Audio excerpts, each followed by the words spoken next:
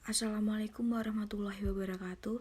Saya Nita Wulandari dengan NIM B100210230, perwakilan dari kelompok 9 yang beranggotakan dengan Deborah Tata Wibowo dengan NIM B100210229 dan Meidian Irawati dengan NIM B100210251. Di sini saya akan menjelaskan kompensasi secara digital. Kompensasi adalah total dari semua hadiah yang diberikan oleh organisasi kepada pegawai sebagai imbalan atas jasa mereka. Tujuan keseluruhan dari pemberian kompensasi untuk menarik, mempertahankan, dan memotivasi pegawai agar memberikan tenaga dan pikiran yang terbaik bagi organisasi. Kompensasi sama dengan gaji, upah, dan intensif. Pertama, gaji dan upah. Gaji adalah imbalan kepada pegawai yang diberikan atas tugas-tugas administrasi dan pimpinan yang jumlahnya biasanya tetap secara bulanan. Upah adalah imbalan kepada buruh yang melakukan pekerjaan dan lebih banyak mengandalkan kekuatan fisik dan biasanya jumlahnya ditetapkan secara harian, satuan, atau borongan. Yang kedua ada jaminan. Intensif merupakan elemen atau balas jasa yang diberikan secara tidak tetap atau bersifat variabel tergantung pada kinerja pegawai. Intensif dibagi menjadi dua, yaitu yang pertama intensif material seperti uang, seperti bonus, komisi. Yang kedua jaminan seperti pengobatan secara cuma-cuma dan pemberian rumah dinas. Yang kedua, intensif non-material seperti pemberian gelar, titel secara resmi, pemberian balas jasa, dan pemberian piagam penghargaan. Yang ketiga, ada asuransi tenaga kerja. Asuransi merupakan pengganti atas kerugian atau potensi kerugian yang mungkin akan diderita oleh pegawai di masa yang akan datang. Yang keempat, jasa-jasa kepegawaian lainnya. Jasa-jasa kepegawaian merupakan pelayanan atau fasilitas yang diberikan dan disediakan organisasi bagi pegawainya. Asas kompensasi. Yang pertama, keadilan eksternal atau external equity. Ada ketika pegawai organisasi menerima bayaran sepadan dengan pekerja yang melakukan kerja serupa di organisasi lain. Yang kedua, keadilan internal atau internal equity. Ketika ada pegawai yang menerima bayaran menurut nilai relatif pekerjaan mereka di dalam organisasi yang sama. Yang ketiga, keadilan pekerja atau employee equity adalah kondisi yang ada ketika individu yang melakukan pekerjaan serupa untuk organisasi yang sama menerima bayaran menurut faktor unik bagi karyawan seperti level kinerja atau senioritas. Yang keempat, team equity adalah equity yang dicapai ketika tim mendapat reward berdasarkan atas produktivitas grup mereka. 5. Ketidakadilan atau inequity dalam segala jenis dapat menghasilkan problem moral apabila pegawai merasa bahwa kompensasi mereka tidak fair, mereka dapat meninggalkan organisasi. Jenis kompensasi. Yang pertama, kompensasi langsung adalah penghargaan atau ganjaran yang disebut gaji atau upah yang dibayar secara tetap berdasarkan tenggang waktu yang ditetapkan organisasi. Umumnya adalah setiap bulan meskipun ada organisasi yang memberikannya 2 bulan sekali. Yang kedua, kompensasi tidak langsung adalah pemberian bagian keuntungan atau manfaat bagi pekerja di luar gaji atau upah tetap, dapat berupa uang atau barang.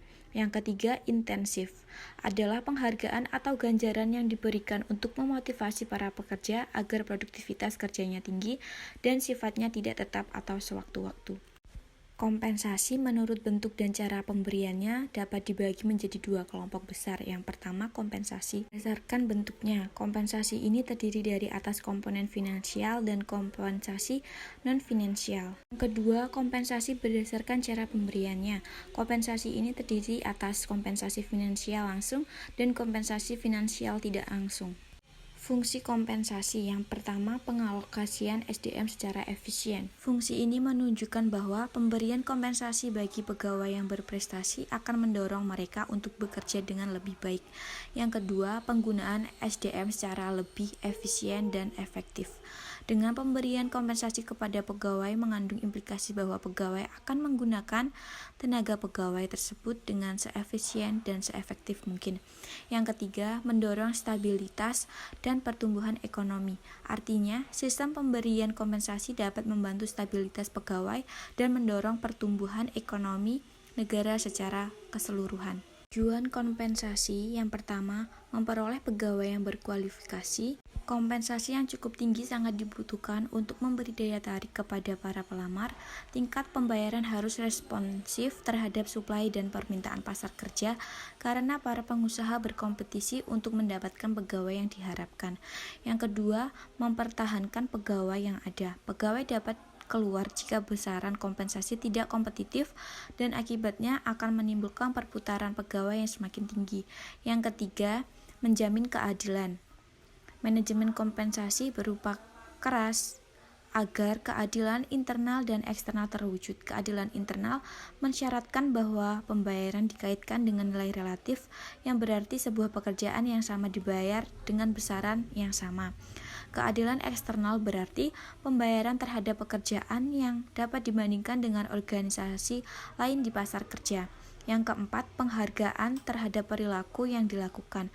Pembayaran hendaknya memperkuat perilaku yang diinginkan dan bertindak sebagai intensif untuk perilaku di masa depan. Rencana kompensasi efektif. Menghargai kinerja, ketataan, pengalaman, tanggung jawab, dan perilaku-perilaku lainnya. Yang kelima, mengendalikan biaya. Sistem kompensasi yang rasional membantu organisasi memperoleh dan mempertahankan para pegawai dengan biaya yang beralasan.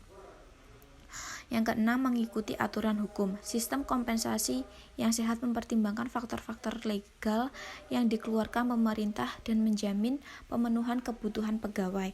Yang ketujuh, memfasilitasi pengertian. Sistem manajemen kompensasi hendaknya dengan mudah dipahami oleh spesialis SDM, manajemen operasi, dan para pegawai. Yang kedelapan, meningkatkan efisiensi administrasi. Program kompensasi hendaknya dirancang untuk dikelola dengan efisien, membuat sistem informasi SDM optimal, walaupun tujuan ini hendaknya sebagai pertimbangan sekunder dibandingkan dengan tujuan lainnya. Sistem kompensasi. Yang pertama, analisis pekerjaan. Perlu disusun deskripsi jabatan, uraian pekerjaan, dan standar pekerjaan yang terdapat dalam suatu organisasi. Yang kedua, penilaian pekerjaan dikaitkan dengan keadilan internal. Dalam melakukan penilaian pekerjaan diusahakan tersusunnya urutan peningkatan pekerjaan, penentuan nilai untuk setiap pekerjaan, susunan perbandingan dengan pekerjaan lain dan dengan organisasi, dan pemberian poin untuk setiap pekerjaan. Yang ketiga, survei berbagai sistem kompensasi. Dengan melakukan survei berbagai sistem kompensasi yang berlaku guna memperoleh bahan yang berkaitan dengan keadilan eksternal. Organisasi yang disurvei dapat berupa instansi pemerintah yang secara fungsional berwenang mengurus ketenaga kerjaan, kamar dagang, dan industri, organisasi profesi, serikat pekerja, organisasi pemakai pegawai lain, dan organisasi sultan, terutama mengkhususkan diri dalam manajemen SDM. Faktor-faktor yang mempengaruhi kompensasi. Yang pertama, kinerja dan produktivitas kerja. Yang kedua, kemampuan membayar. Ketiga, kesediaan membayar. 4, suplai dan permintaan tenaga kerja. 5, serikat pekerja. 6, undang-undang dan peraturan yang berlaku. Sekian presentasi dari kelompok 9. Saya ucapkan terima kasih. Wassalamualaikum warahmatullahi wabarakatuh.